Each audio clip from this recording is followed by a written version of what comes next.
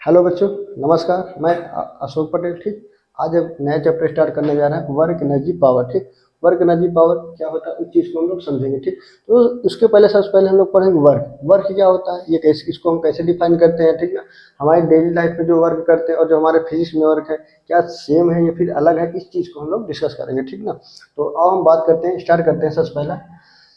ठीक, वर्क के बारे में। ठीक, वर्क को क्या क्या होता है, कैसे होता है, ठीक ना, इस चीज़ को हम लोग समझेंगे। तो उसके पहले हम सबसे पहले बात करते हैं फोर्स के। ठीक ना, तो अगर मैं आपसे बोलूँ, ये आप हो, ठीक ना, अगर मैं आप बोलूँ कि आपके ऊपर 10 न्यूटन का फोर्स लगाया है, ठीक ना, 10 न्यूटन का आपके ऊपर फोर्स लगाया जा रहा है। ठीक, अगर मैं पूछूं कि इस फोर्स का इफेक्ट आप पे क्या होगा, तो क्या आप बता पाओगे? क्या नहीं बता सकते। ठीक ना, या फिर मैं बोलूँ आपके पास एक कोई ब्लॉक है जिसका मास m है, ठीक है, उस पर 10 न्यूटन का फोर्स लग रहा है। ठीक, तो अगर मैं आपसे बोलूँ बताओ इस फोर्स का इस ब्लॉक पे इफेक्ट क्या होगा, क्या बता पाओगे? नहीं बता पाओगे। ठीक ना, तो अब देखो, अब उसका इफेक्ट बताने के लिए आपके पास दो पैरामीटर होने चाहिए। ठीक ना, पहला पहला पैरामीटर कि हाउ लॉन्ग, ठीक ना, मतलब टाइम, कितने टाइम टर्म लगा। ठीक ना, कितने टाइम टर्म लगा, ठीक, तभी हम उस चीज को बता पाएंगे। दूसरा, हाउ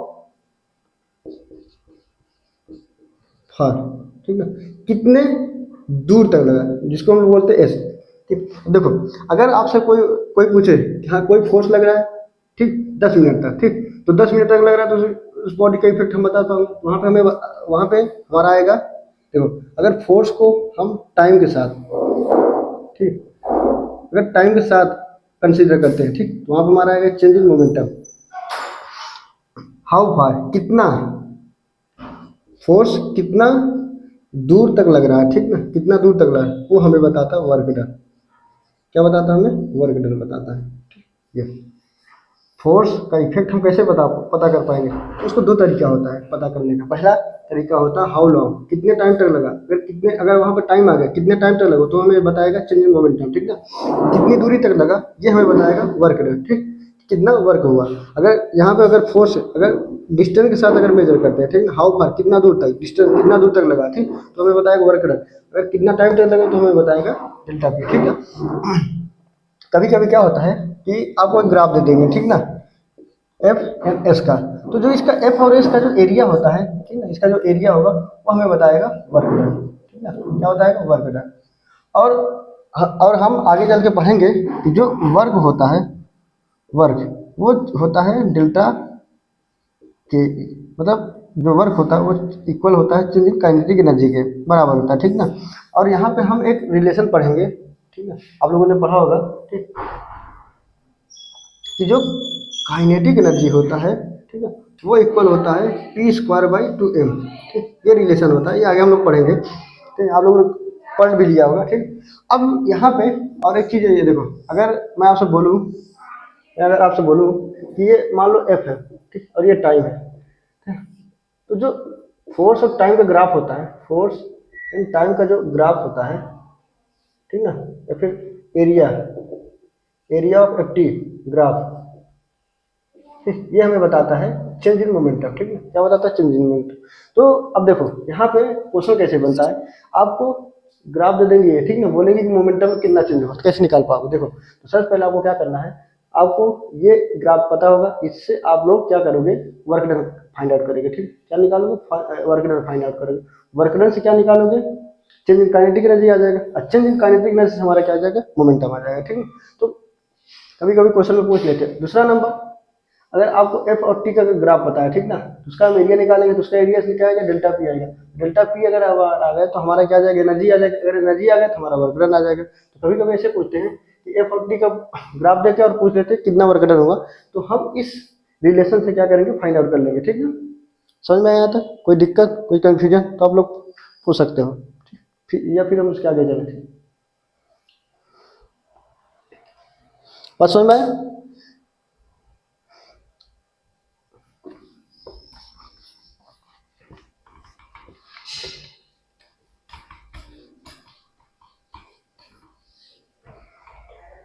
हम थोड़ा आगे चलते हैं, ठीक है। अब डिफाइन करते हैं वर्क। यह था हमारा फोर्स, ठीक है।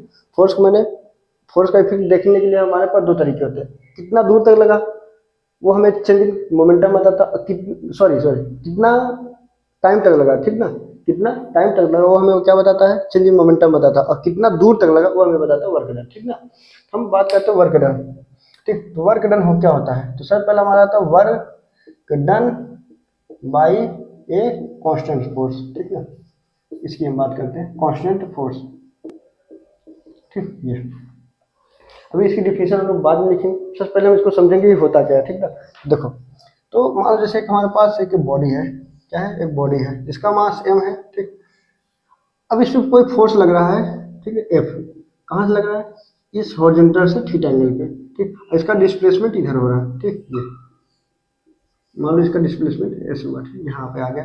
अब हमें पता है कि देखो जो हॉरिजॉन्टल कंपोनेंट होता है और जो वर्टिकल कंपोनेंट होता है वो एक दूसरे पे क्या होते हैं, इंडिपेंडेंट होते हैं। ठीक ना, ये वाला जो एक्स एक्सिस होता है, जो हॉरिजॉन्टल कंपोनेंट होता है वो क्या बोलता है, भाई तुम अपने वाले से मतलब रखो, मैं अपने वाले से मतलब, ये दोनों क्या होते हैं, इंडिपेंडेंट होते हैं। ठीक ना, तो हम इस चीज़ को अगर रिलीज करेंगे, देखो इस फोर्स को रिलीज करोगे आप लोग, इसका कंपोनेंट निकालोगे। ठीक ना, तो देखो इसका दो कंपोनेंट आएगा, एक आएगा इधर हॉरिजॉन्टल, एक आएगा वर्टिकल।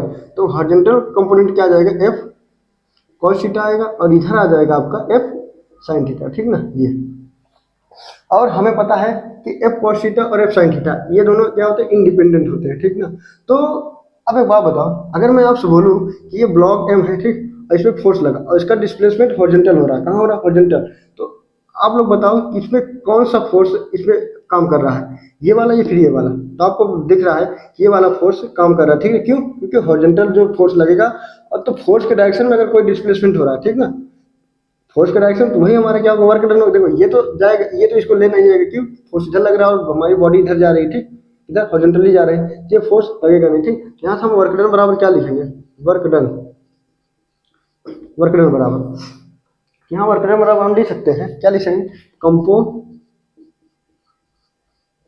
कंपोनेंट ऑफ कंपोनेंट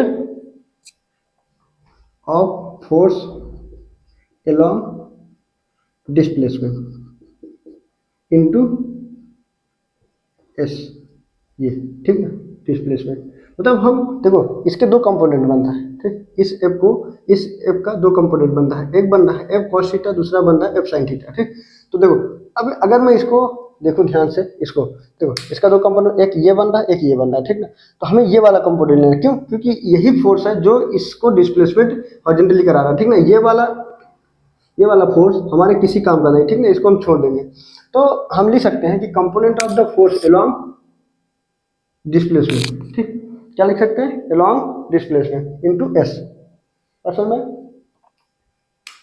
तो हमने वेक्टर में पढ़ा है, तो component of the force along a, तो उसको क्या लिखेंगे, F cos theta into s. ठीक है, सॉरी यहाँ पे ये एस। ठीक ना, अब इसको हम ऐसे भी लिख सकते हैं, एफ एस कॉस थीटा। ठीक, और इसको हम ऐसे लिख सकते हैं, एफ वेक्टर एस वेक्टर।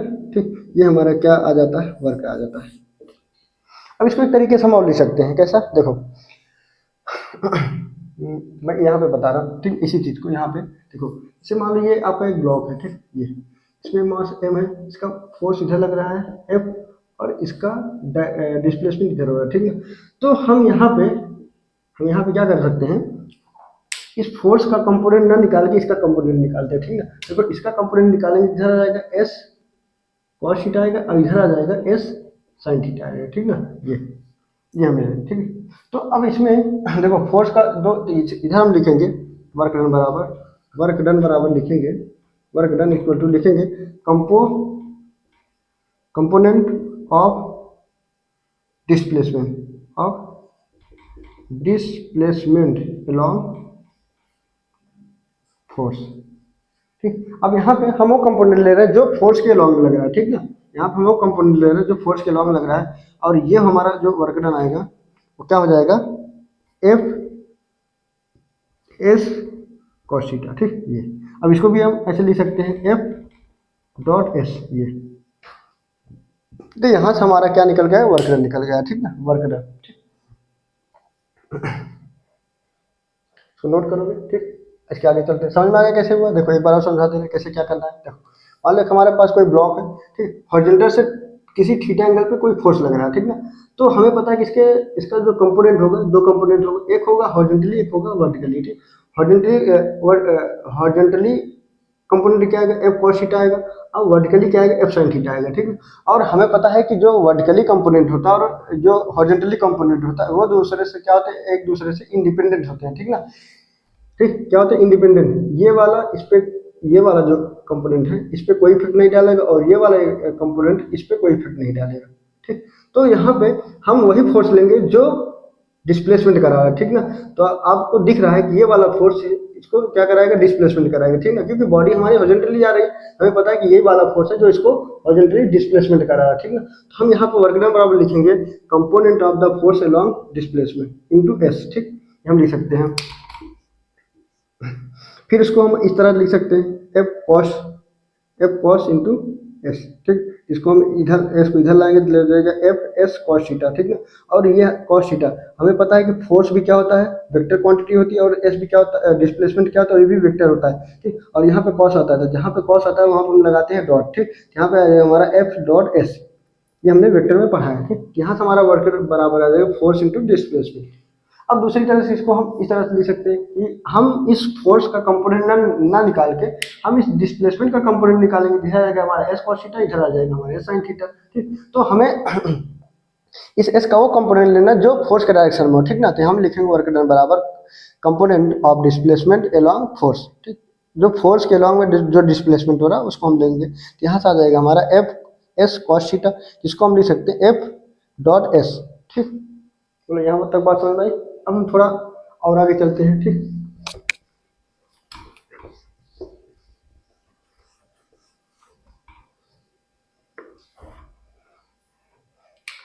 अब हम वर्क डन को अगर 3D फॉर्म में लिखें, 3D, ठीक है, 3D, ठीक है। मान लो जैसे लिखा है वर्क W इक्वल टू लिखा है एफ एक्स आई का प्लस एफ वाई जे का प्लस एफ जेड के का, ठीक ना। और हमारा जो डिस्प्लेसमेंट हो रहा है एक्स आई का प्लस वाई जे का प्लस जेड के का, ठीक है। इसको हम कैसे लिखेंगे, देखो, तो हमें पता है, क्या पता है कि हमने वेक्टर में पढ़ा है जब यहाँ पे डॉट प्रोडक्ट होता है, ठीक ना, डॉट, तो अगर हम आई के साथ मल्टीप्लाई करेंगे तो 1 आएगा, जे कैप के साथ मल्टीप्लाई करेंगे तो 1 आएगा, के कैप के साथ मल्टीप्लाई करेंगे तो 1 आएगा, ठीक है। इसके अलावा अगर हम आई जे के साथ करेंगे तो 0 आ जाएगा, आई के साथ करेंगे तो 0 आएगा, ठीक ना, और के जे के साथ करेंगे तो भी हमारा क्या आएगा, 0 आएगा, ठीक ना। तो ऐसे हम अगर निकालेंगे, देखो इसका इसके साथ करेंगे तो क्या लिखोगे वहां पर, एफ एक्स इंटू एक्स, ठीक ना। और उसके बाद इसका इसके साथ करेंगे 0 आएगा, इसके साथ 0 आ जाएगा, ठीक, प्लस दूसरा इसके साथ करेंगे, देखो इसका इसके साथ करेंगे 0 आएगा, इसका इसके साथ करेंगे तो आ जाएगा एफ वाई इंटू वाई, ठीक, प्लस अब देखो, अब बात करते हैं इसकी, इसका इसके साथ करेंगे 0 आएगा, इसका इसके साथ 0 करेंगे आ जाएगा, ठीक है। इसका इसके साथ होगा, लिखेंगे एफ जेड इंटू जेड, ये आपका आ गया वर्क डन। ये हमारा वेक्टर फॉर्म मतलब 3D फॉर्म में आ गया। जब एक्स वाई और जेड तीनों प्लेन से आपका वर्क डन हो तो उसको हम ऐसे लिखते हैं। बस में नोट करोगे यहाँ तक आप लोग।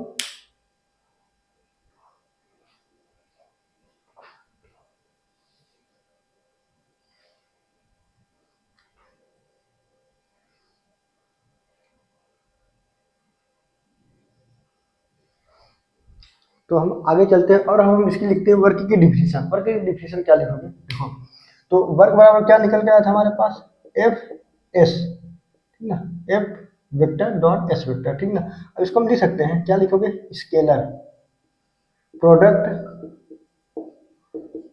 ठीक है, scalar product of force and displacement, ठीक है, इज कॉल्ड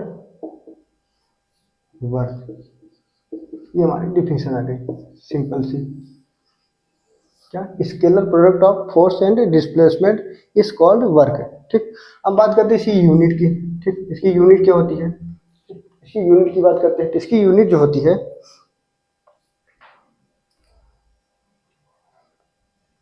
इसकी यूनिट होती है, देखो वर्क, देखो यहाँ से निकालेंगे, देखो जो फोर्स होता है, फोर्स की यूनिट होती है न्यूटन, और इसका होता है मीटर, ठीक, क्या होता है हमारा न्यूटन मीटर, और न्यूटन मीटर को हम क्या लिखते हैं, जूल, क्या लिखते हैं, जूल, ठीक ना, ये हमारा जूल हो गया। और ये हमारे एसआई यूनिट हो गए, ठीक ना। अगर हम सीजीएस यूनिट की बात करते हैं, सीजीएस यूनिट की बात करते हैं, सीजीएस यूनिट होती है अर्ग, ठीक ना, क्या होती है, अर्ग, हमें पता है एक जूल इक्वल टू होता है 10⁻7 अर्ग, ये रिलेशन होता है, कभी कभी पूछ लेते हैं, इसको आप लोग क्या करोगे, याद रखोगे, ठीक ना, ये नोट करो इतना, फिर आगे चलते हैं।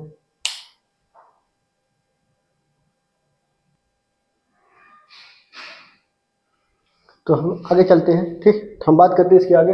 इसमें कुछ पॉइंट है जिसको आपको याद रखना है, ठीक ना। देखो अभी तक हमने क्या पढ़ा था, वर्क, वर्क क्या होता है, फोर्स इनटू डिस्प्लेसमेंट, ठीक ना। तो अब इसको हम लिख सकते हैं एफ एस और थीटा, ठीक ना। अब देखो जो इसमें एस होता है, एस, ठीक ना, उसको हम क्या लिखते हैं, डिस्प्लेसमेंट, ठीक ना, एस क्या होता है आपका, डिस्प्लेसमेंट। और यहाँ पे पॉइंट जिसको आपको याद रखना, समझना, ठीक ना, जो डिस्प्लेसमेंट होता है, ठीक ना, डिस्प्लेसमेंट ये होता है, हम वो डिस्प्लेसमेंट है जहाँ पे फोर्स लगता है, ठीक ना। मान लो जैसे हमारे पास एक बॉडी है, ठीक, ये, अब मान लो यहाँ पे कोई फोर्स लग रहा है, ठीक ना, ये, ठीक, तो यहाँ पे डिस्प्लेसमेंट हम इसी पॉइंट का लेंगे, ठीक ना, ऐसा नहीं पूरे बॉडी का लेंगे, सिर्फ इस पॉइंट का लेते हैं। वही चीज लिखा है कि displacement of point of application of the force, जहाँ पर आपको फोर्स लग रहा है वो वाला हम लोग पॉइंट लेंगे, ठीक है, क्योंकि कभी कभी कुछ क्वेश्चन ऐसे होता है जिसमें फोर्स लगता है लेकिन बॉडी नहीं चलता है, लेकिन ये जो पॉइंट, जिस पॉइंट पर फोर्स लगता है वो बॉडी क्या होती है, उस बॉडी, उस पॉइंट का क्या होता है, डिस्प्लेसमेंट होता है, ठीक, वहाँ पे कभी कभी वर्क डन होता है। मान लो जैसे कि एग्जाम्पल मैं बता रहा हूँ, मान लो जैसे ये हमारे पास एक बॉडी है, ठीक ना, ये, और इसमें मैंने फोर्स लगाया है, ठीक, एफ, तो ये बॉडी का शेप जो है ऐसा हो गया, ऐसा, ये ऐसे, ठीक, ये मतलब यहाँ से ये बॉडी एक्स डिस्प्लेसमेंट, ठीक, क्या हुआ, ये जो पॉइंट ऑफ फोर्स है ये, ठीक है, इसका डिस्प्लेसमेंट कितना एक्स हुआ। तो अगर आपसे पूछे बता यहाँ पर वर्क डन क्या हुआ, यहाँ पर आप वर्क डन लिखोगे, वर्क बराबर जीरो नहीं लिखोगे, ठीक ना, क्यों, क्योंकि लगेगा सर बॉडी चल ही नहीं रही है, फिर वर्क डन हमारा जीरो है, लेकिन गलत, ठीक। हम यहाँ पे वो पॉइंट लेते हैं, फोर्स का वो पॉइंट लेते हैं जहाँ पे, मतलब वो पॉइंट लेते हैं, ठीक, जहाँ पे फोर्स हमारा लगता है, ठीक, तो यहाँ पे फोर्स लग रहा है इस पॉइंट पे, और डिस्प्लेसमेंट क्या हुआ इस पॉइंट का, एक्स हुआ, ठीक है, तो हम वर्क डन लिखेंगे एफ इंटू एक्स, ठीक, ये हमारा जो जीरो लिख बताएगा वो क्या हो जाएगा, गलत हो जाएगा, ठीक है। तो उस चीज़ को हम लोग, ठीक, अच्छे से याद रखेंगे और समझेंगे, ठीक। तो जो डिस्प्लेसमेंट कौन सा लेते हैं, डिस्प्लेसमेंट आपको जो डिस्प्लेसमेंट होता है आपको उस पॉइंट का लेना है जहाँ पे फोर्स लग रहा है, ठीक ना, ये स्केलर होता है, ठीक ना। फिर डिपेंड करता है फ्रेम पे, ठीक, ये जो वर्क होता है हमारा होता है वो डिपेंड करता है फ्रेम पे। ये फ्रेम पे कैसे फ्रेम पे कैसे डिपेंड करता है, इस चीज़ को हम लोग समझते हैं अच्छे से, ठीक। किस पे डिपेंड करता है, फ्रेम पे डिपेंड करता है। अब देखो अब कैसे डिपेंड करता है उस चीज़ को हम एग्जाम्पल समझेंगे, ठीक, चीज़ को हम एग्जाम्पल से समझेंगे। देखो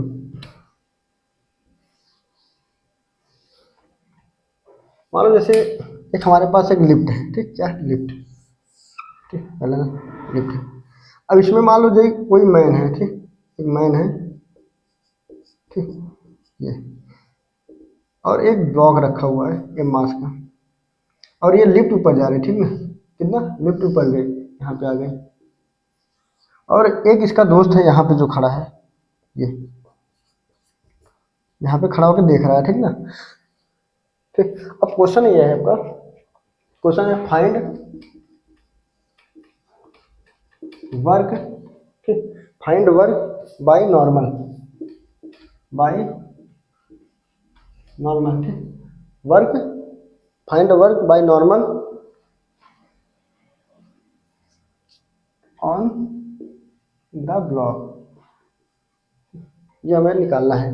अब कैसे निकालोगे, देखो, तो अब एक बात बताओ, सुनो, अगर आप ध्यान देखो इस बॉडी का डिस्प्लेसमेंट किधर हो रहा है, ऊपर हो रहा है, कितना हुआ, एस हुआ, ठीक ना। ये बॉडी मान लो यहाँ पे गई, यहाँ पहुंच गई, ठीक, ये ब्लॉक भी यहाँ पे है, ठीक है। देखो अब अगर आप ध्यान देखो तो इसमें एक फोर्स लगे एम जी, और एक इसका नॉर्मल लगेगा ऊपर, ठीक। तो अगर मैं आपसे बोलूँ, ये लिफ्ट, ये दोनों क्या है, लिफ्ट के अंदर है, ठीक ना। तो अगर मैं आपसे बोलूँ बताओ इस ब्लॉक पे इस नॉर्मल ने इस ब्लॉक पर कितना वर्क किया, ठीक ना। देखो तो पहला वर्क डन आएगा बाई नॉर्मल फोर्स, ठीक है, क्या आएगा, जीरो आएगा। दूसरा आएगा work done by normal force positive, ठीक है। ये दो आंसर आएगा। अब इस चीज़ को हम समझते हैं कैसे दो आंसर आएगा, ठीक है। देखो, अगर हम इसको नाम दे देते हैं, इसको बोल देते हैं मैन ए, इसको नाम देते हैं मैन बी, इससे हमें समझने में आसानी होगी, ठीक है। तो देखो, अगर हम जब बात करेंगे इसके रिस्पेक्ट में, ठीक है, मैंने, तो उसके रिस्पेक्ट में क्या है कि जीरो आएगा, ठीक है। यहाँ लिखेंगे with respect to man a, ठीक। देखो, अगर जब ये मैन ए इस ब्लॉक को देखेगा तो इसके ब्लॉक में जो इसके रिस्पेक्ट में जो ब्लॉक है वो तो चला ही नहीं, वो तो अपनी जगह पे है, ठीक भाई। इसके बीच की जो डिस्टेंस है, मान लो डी है, ये तो फिक्स रहेगी ना, ये ऊपर नीचे कितना भी जाए क्या रहेगी, फिक्स रहेगी। लेकिन जब इसके रिस्पेक्ट में देखेगा ब्लॉक ऊपर गया कितना एस डिस्प्लेसमेंट, तो यहाँ पे जो इसका वर्क डन आएगा क्या लिखोगे, एफ, एफ नहीं, मतलब यहाँ पे फोर्स कौन सा लग रहा है, नॉर्मल, तो क्या लिखोगे एन इंटू एस।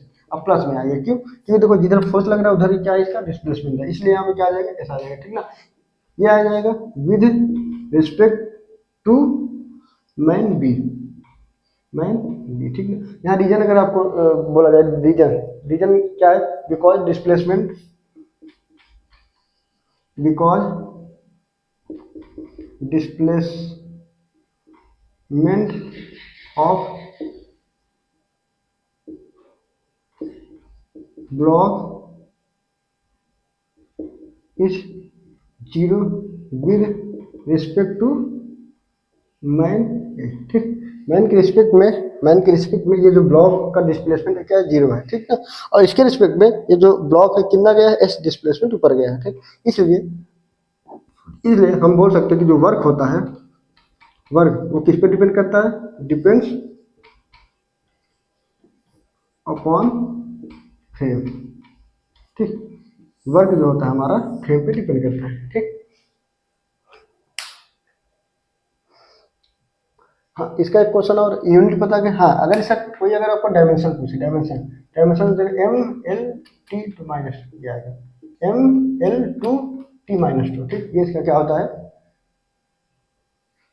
डायमेंशन, ठीक ना। तो इसको भी हम याद रखेंगे। यूनिट मैंने बता दिया, यूनिट होता है आपका जूल होता है, ठीक ना, ऐसा यूनिट जूल होती है। और अगर सीजे से यूनिट पूछे तो अर्ग होती है, ठीक। और एक जूल इक्वल टू होता है 10⁻7 अर्ग। इस चीज़ छोटी छोटी बातें इसको हम लोग याद रखेंगे, ठीक।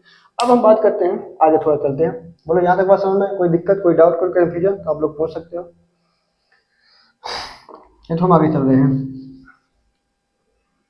ये छोटी छोटी चीज़ें हैं, इसको हम याद रखेंगे वर्क में। बहुत छोटी छोटी चीज़ें लेकिन काम की चीज़ें हैं। अब हम पढ़ते हैं work done by variable force, ठीक है। अगर मान लो जैसे यहाँ पे वेरिएबल दिया, ठीक ना,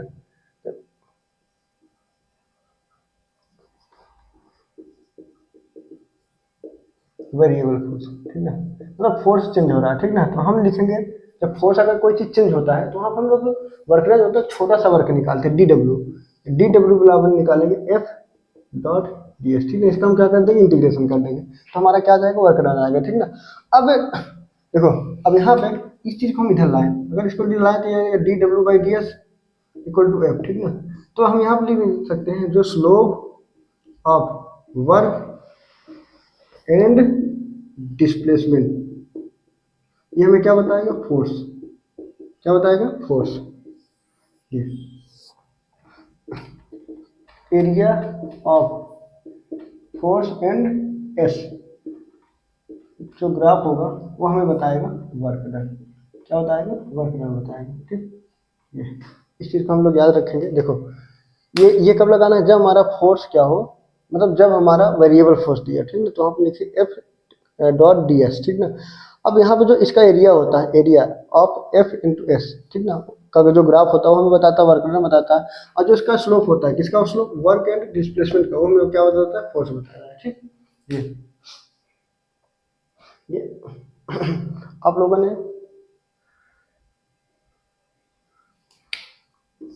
आप लोग इसको क्या करोगे, याद रखोगे, ठीक है। ये नोट करोगे, कोई दिक्कत हो, कोई कन्फ्यूजन हो तो आप लोग पूछ सकते हो। तो हम आगे चलते हैं, ठीक। बोलो बोलो, यहाँ तक बात समझ में आई, कोई दिक्कत, कोई कन्फ्यूजन, हम आगे चलते हैं थोड़ा सा।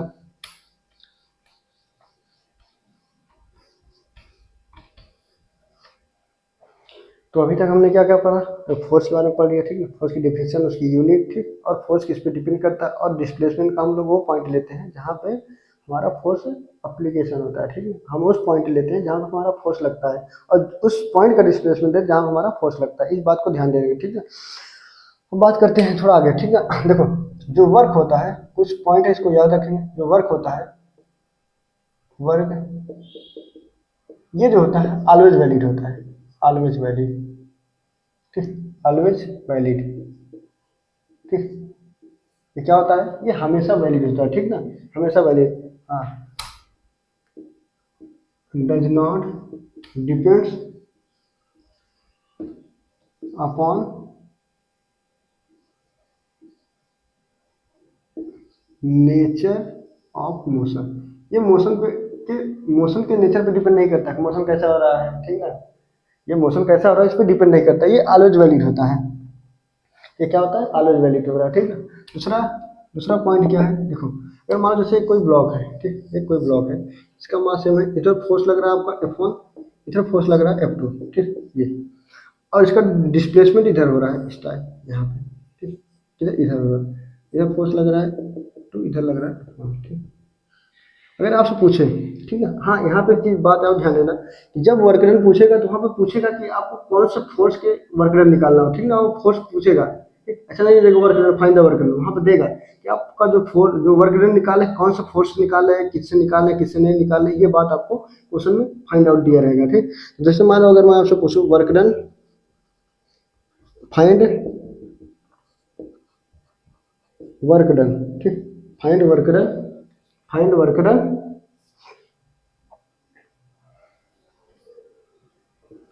बाई F2 फोर्स, ठीक, किससे पूछ रहा है, F2 फोर्स से, तो हम लोग यहाँ पे जो वर्क लिखेंगे सिर्फ किसका फोर्स देखेंगे, कौन सा फोर्स देंगे, ये, ठीक, इससे कोई मतलब नहीं, हमें जिससे पूछे उसी को लेना है, तो वर्क बराबर लिखेंगे, क्या लिखोगे, F2 dot S and cos 180 degree, ठीक, तो ये हो जाएगा हमारा माइनस, क्योंकि cos 180 डिग्री होती है -1, ठीक है, तो यहाँ पे आ जाएगा माइनस F2 इंटू एस, ये आपका आंसर आ जाएगा, सिंपल सा ये, ठीक।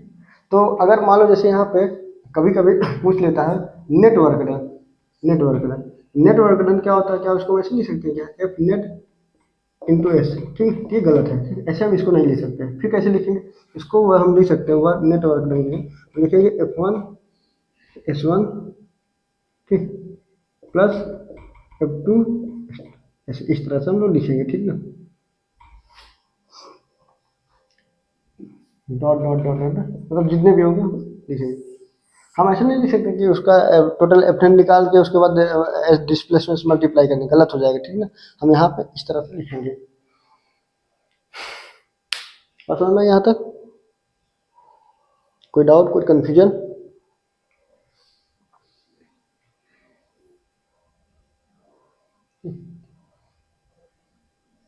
तो ये था हमारा वर्क डन, ठीक है, बेसिक चीजें थी जो मैंने आपको पूरा बता दिया, कोई डाउट हो, कोई कंफ्यूजन तो आप लोग पूछ सकते हो।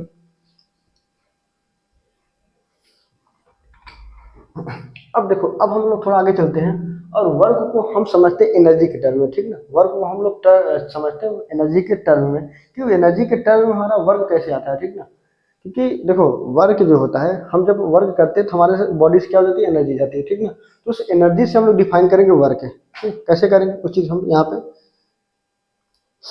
देखते हैं, ठीक ना, कैसे, देखो मान लो जैसे एक हमारे पास कोई बॉडी है, ठीक है, हमें क्या निकालना, वर्क डन निकालना है, वर्क डन, ठीक, work done by a force, ठीक ना, ये, अब देखो, अब इसको हम कैसे निकालेंगे, ठीक, हमारा जो वर्क डन का जो फार्मूला आता है वो एक्चुअली आता कैसे, ठीक है, पहले मैंने आपको मैंने बताया फोर्स से कैसे हम वर्क डन निकालते हैं, कितनी दूर तक लग रहा है तो वहाँ पर हमारा वर्क आता है, कितने टाइम तक लग रहा है हमारा वहाँ पे चेंज इन मोमेंटम आता है, ठीक ना, लेकिन हम एनर्जी से हम वर्क डन कैसे निकालेंगे वो चीज़ हम लोग यहाँ पे देखेंगे, ठीक है। तो मान लो हमारे पास कोई बॉडी है, ठीक, ध्यान सुनना, कोई बॉडी जिसका मास m है, इसको कोई फोर्स लग रहा है F, और इस बॉडी, ठीक ना, अभी क्या है, पहले ये u बराबर 0 पे, ठीक, मतलब रेस्ट में है, ठीक, जब इसमें फोर्स लगेगा तो इस बॉडी का डिस्प्लेसमेंट होगा, मान लेते हैं कि इस बॉडी यहाँ पे आ गई, ठीक ना, हाँ, ठीक है, ये स्मूथ सरफेस है, ठीक, कैसा है, स्मूथ सरफेस है।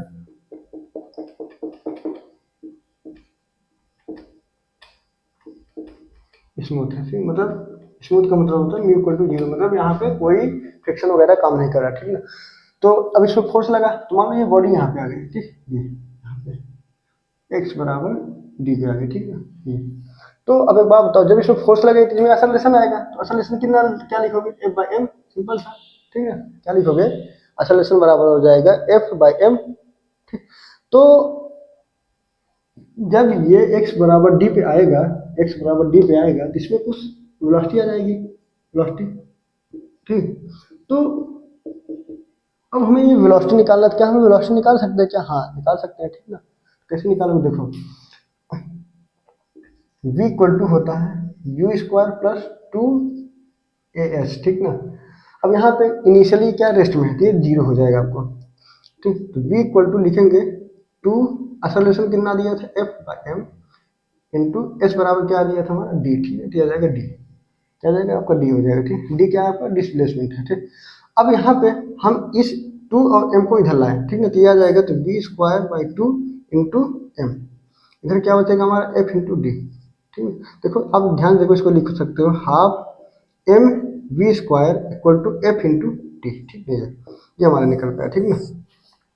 अब देखो ध्यान देखो, तो क्या है आपका चेंज इन काइनेटिक एनर्जी है, देखो अगर मैं यहाँ देखो तो यहाँ बॉडी रेस्ट थी, रेस्ट पे थी, इसकी काइनेटिक एनर्जी इनिशियल क्या आएगी, जीरो, ठीक ना। अब यहाँ पे फाइनल है, ठीक है, तो अगर मैं पूछूँ आपको काइनेटिक एनर्जी फाइनल कितनी जाएगी, तो क्या लिखोगे हाफ एम बी स्क्वायर, ठीक ना। तो अब चेंज क्या होता है, डेल्टा चेंज क्या होता है, चेंज लिख सकते हैं kinetic energy final minus kinetic energy initial, ठीक, इनिशियल। इनिशियल में पता है जीरो है, तो डेल्टा के क्या बच जाएगा, के फाइनल आएगा, यही आ जाएगा, सिंपल सी बात है, ठीक ना। यहाँ पे देखो ध्यान सुनो, क्या लिखा है हाफ एम बी स्क्वायर, इसको हम लिखते हैं चेंज इन काइनेटिक एनर्जी, ठीक ना। और ये क्या हमारा है, ये इस चीज को हम लिखेंगे work done by, work done by force, ये हमारा है। इसका समझाने का मतलब क्या हुआ, देखो तो यहाँ से हमारा क्या आ जाएगा कि जो काइनेटिक एनर्जी होती है वो हमारा क्या बन जाता है, वर्क डन, ठीक ना। वर्क डन का जो फार्मूला होता है यहाँ से आया, ठीक ना, ये कोई हवा में नहीं उड़ के आएगी, ये कैसे आ गया है, ठीक। ये फार्मूले देखो मैंने पूरा ड्राइव करके आपको बताया कि जो वर्क डन है वो हमारा कहाँ से आया, ठीक ना। अब यहाँ पे देखो ध्यान देखोगे, देखो अब जब कोई, अब आप लोग देख रहे हैं कि ये फोर्स लग रहा है, ठीक ना। तो फोर्स कौन लगा रहा है, कोई लगा रहा होगा, ठीक ना। मान लो कोई इंसान है, कोई मैन है, फोर्स लगा रहा है, ठीक ना। जब फोर्स लगा रहा है तो फोर्स जो लगा रहा है उसकी मैकेनिकल एनर्जी कम हो रही है, ठीक ना। और इस ब्लॉक की एनर्जी क्या हो रही है, लगातार बढ़ रही है, ठीक ना। तो अब ध्यान से देखो कि ये जो मैन है, ठीक ना, ये इस पे फोर्स लगाएगा, ठीक ना, ये इस पे फोर्स लगाएगा, और ब्लॉक भी क्या करेगा, इस पे ब्लॉक भी क्या करेगा, इस मैन को फोर्स लगाएगा, ठीक ना। तो जो मैन का फोर्स आएगा और जो मैन का वर्क डन है वो क्या आ जाएगा, नेगेटिव आ जाएगा, ठीक ना। और नेगेटिव आ जाएगा, और जो ब्लॉक को वर्क डन हो रहा है उसका क्या आ जाएगा, पॉजिटिव आ जाएगा। इसलिए इसकी वेलोसिटी क्या होगी, लगातार बढ़ती जाएगी, और मैन की जो वेलोसिटी होगी लगातार क्या होती है, घटती जाएगी, ठीक ना। या फिर ऐसा बोल सकते हैं कि जो ब्लॉक की जो एनर्जी है वो लगातार क्या हो जाती है, क्या होगी, इंक्रीज होगी, और जो मैन की एनर्जी होगी लगातार क्या हो जाएगी, डिक्रीज होगी, ठीक ना। बात समझ में। तो यहाँ पे हम बोल सकते हैं जब भी मैकेनिकल एनर्जी, ठीक ना, का ट्रांसफर होता है, जब भी मैकेनिकल एनर्जी का ट्रांसफर होता है एक बॉडी से दूसरे बॉडी, ठीक ना, एक बॉडी से दूसरे बॉडी जब ट्रांसफर होता है, ठीक ना, तो उसके बीच में जो जो बीच का पैरामीटर होता है उसको हम लोग क्या बोलते हैं, वर्क डन बोलते हैं। उसके बीच का जो बीच की जो क्वांटिटी होती है उसको हम लोग क्या बोलते हैं, वर्क डन बोलते हैं, ठीक ना।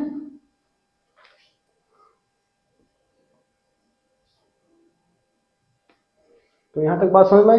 तो अगर आपसे कोई पूछो वर्क डन क्या है, ठीक ना, तो वर्क डन क्या है, तो वर्क डन वो एनर्जी है, मतलब हम ऐसे बोल सकते हैं कि जो हमारा वर्क डन निकल के आया है, तो वर्क डन वो एनर्जी है, ठीक ना, जो एक बॉडी से दूसरे बॉडी के बीच में ट्रांसफर हो रही है, ठीक ना।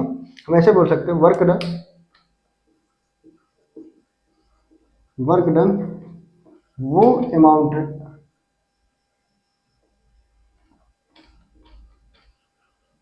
अमाउंट ऑफ एनर्जी है जो एक बॉडी से दूसरे बॉडी में क्या हो रही है, ट्रांसफर हो रही है, ठीक है, ये ट्रांसफर हो रही है, ये और समय यहाँ तक, ठीक। तो ये जो हमने निकाला है, क्या निकाला है कि देखो क्या होता है कि हम जो बोल रहे हैं ना आपको कि यहाँ पे जो मैन है, मैन की क्या हो रही है, एनर्जी लगातार डिक्रीज हो रही है, ठीक ना, और इस ब्लॉक की एनर्जी क्या हो रही है, इंक्रीज हो रही है, क्योंकि हमें पता है कि जो एनर्जी होती है कंजर्व होती है, ठीक ना, कंजर्व होती है असल में। तो यहाँ पे हमें समझाने का मतलब ये है कि जो भी एनर्जी एक बॉडी दूसरी बॉडी में ट्रांसफर होती है, उस जो ट्रांसफर होने की जो प्रक्रिया है किसके माध्यम से होती है, वर्क, ठीक ना, उसी को हम लोग क्या बोलते हैं, वर्क बोलते हैं। बस हमें यहाँ तक।